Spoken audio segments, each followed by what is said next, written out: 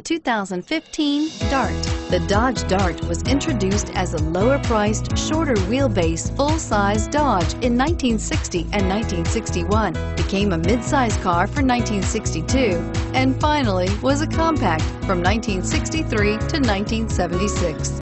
Chrysler had previously applied the Dart name to a Ghia-built show car in 1956 and is priced below $20,000. This vehicle has less than 100 miles. Here are some of this vehicle's great options: traction control, dual airbags, power steering, four-wheel disc brakes, rear window defroster, CD player, electronic stability control, power windows, brake assist, tachometer.